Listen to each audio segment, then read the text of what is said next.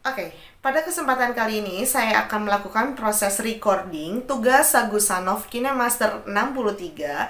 Kenalkan, nama saya Nursida Sutantri dari SMA Negeri 4 Bandung. Saya berada di kelas G KineMaster Sagusanov IGI. Nah, baik, kita mulai proses recordingnya. Enak banget siang-siang gini makan mie instan. Nah, siapa di sini yang belum pernah masak mie instan? Nah, langkah pertama kita membuat mie instan yaitu dengan mendidihkan air terlebih dahulu, kemudian kita memasukkan mie instannya. Nah, tapi kenapa ya setelah air mendidih kita memasukkan mie instannya tidak langsung matang? Nah, pertanyaan itu akan terjawab setelah kita mempelajari materi sifat koligatif larutan berikut ini. Halo sahabat cerdas, bagaimana kabarnya hari ini? Semoga sehat selalu ya. Yang lagi sakit, semoga kalian cepat sembuh. Nah, masih dalam keadaan pandemi COVID-19, jangan lupa kalian selalu diam di rumah, perbanyak cuci tangan, kalau mau keluar rumah, pergunakan masker, dan bawa hand sanitizer untuk selalu menjaga kebersihan tubuh kita. Perkenalkan, nama saya Nursida Sutantri dari SMA Negeri 4 Bandung. Saya di sini mengajar kimia. Pada kesempatan kali ini saya akan memaparkan materi kimia yaitu sifat koligatif larutan dengan subbab kenaikan titik didih larutan yaitu materi kelas 12 semester 1. Sebelum lanjut ke materi, jangan lupa kalian like, komen, share, dan subscribe channel YouTube Busida ini. Baik, kita lanjutkan. Kalian silakan perhatikan tabel berikut ini. Nah, di sini terdapat hasil percobaan yang dilakukan oleh peserta didik SMA Negeri 4 Bandung, yaitu membandingkan waktu didih air murni dengan larutan gula. Dengan melakukan percobaan sederhana ini, anak-anak tersebut menggunakan alat dan bahan yang ada di rumah. Nah, hasil yang didapatkan ternyata air mendidih dengan waktu 2 menit 27 detik. Sementara larutan gula mendidih dengan waktu 2 menit 53 detik. Nah, ini artinya air murni itu mendidih lebih cepat daripada larutan gula. Nah, apa sih yang dimaksud dengan titik didih? Silakan kalian perhatikan animasi berikut. Titik didih merupakan suhu di mana tekanan uap sama dengan tekanan di atas cairan.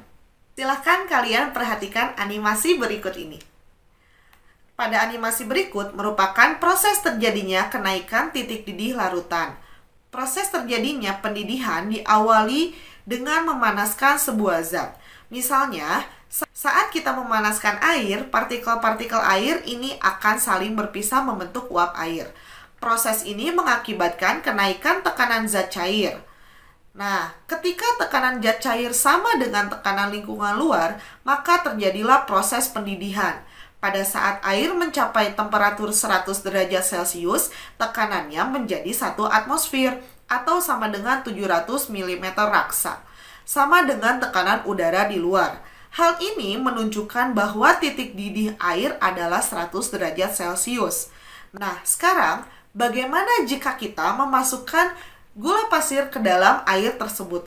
Apa yang akan terjadi terhadap titik didihnya? Partikel-partikel gula pasir akan menghambat proses penguapan molekul air, sehingga untuk mencapai tekanan uap air sama dengan tekanan udara luar, diperlukan temperatur yang lebih besar lagi. Dengan demikian, apabila ke dalam air ditambahkan zat terlarut, maka titik didih larutan akan naik. Jadi, kenaikan titik didih larutan dapat ditentukan sebagai selisih antara titik didih larutan dengan titik didih pelarut. Nah, sekarang mari kita menghitung kenaikan titik didih larutan secara perhitungan teori. Perhatikan rumus berikut ini. Besarnya kenaikan titik didih sebanding dengan konsentrasi molal larutan atau M kecil. Nah, jadi pada kenaikan titik didih larutan ini, konsentrasi yang dipakai adalah molalitas atau M kecil.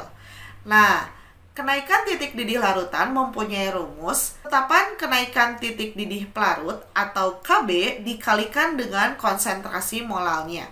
Nah, di mana satuan dari KB adalah derajat Celcius per molal dan molalitas satuannya adalah molal. Sehingga nanti molalnya dicoret menjadi satuannya derajat Celcius untuk kenaikan titik didih larutan. Nah, kenaikan titik didih larutan ini merupakan selisih antara titik didih larutan dengan titik didih pelarut. Sehingga kalau kita ingin mencari titik didih larutan, kalian tinggal menambahkan titik didih pelarut murni ditambah kenaikan titik didih larutannya atau TB simbolnya.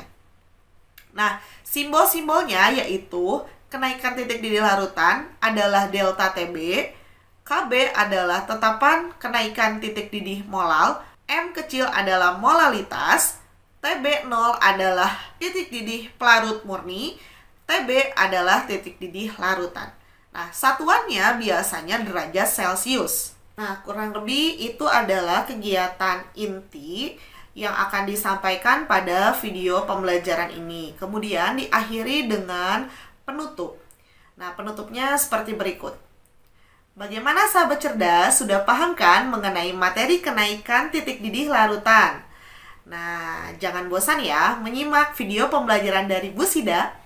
Nah, sampai ketemu lagi di video pembelajaran selanjutnya.